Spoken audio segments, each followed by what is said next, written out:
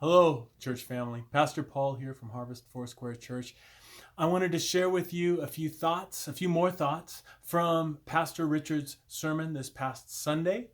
If you didn't get a chance to watch that sermon, I would encourage you to go back to last Sunday and find it and watch it. It is a fantastic sermon. It is all about what has God called us to as followers of Christ.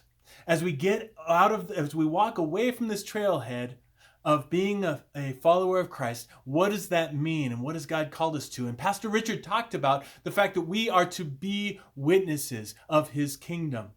And then he proceeded to share a few things that would entail. Right now, today, I want to challenge you to think about what else it might entail besides what Pastor Richard happened to mention. And so I want to go to Ephesians chapter 4.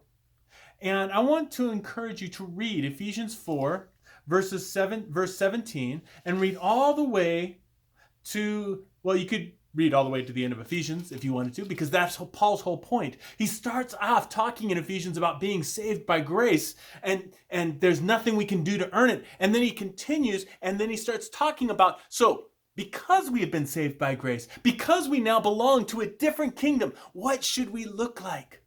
And he continues to share specific things in Ephesians 4, and Ephesians 5, and Ephesians 6. What should that look like? What does it look like to be kingdom people of God rather than the kingdoms of this world? But I want to read a key verse. At least I think it's a key verse for this section. Therefore, be imitators of God as beloved children, and walk in love as Christ loved us and gave himself up for us, a fragrant offering and sacrifice to God.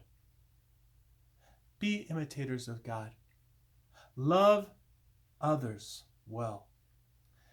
Love others like Christ loved us.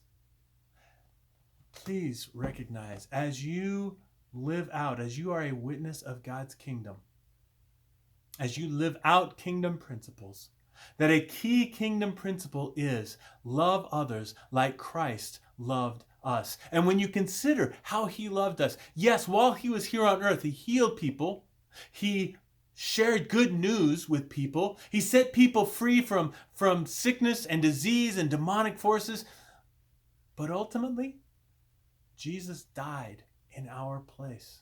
He died for us. And so I want to encourage you, challenge myself, that when we are tempted to be angry, to hate, to not forgive, that instead we die to ourselves as Christ died to himself, and that we love others by laying our lives and our selfishness and our petty desires and even our strong desires, we lay those things down in order to love others well.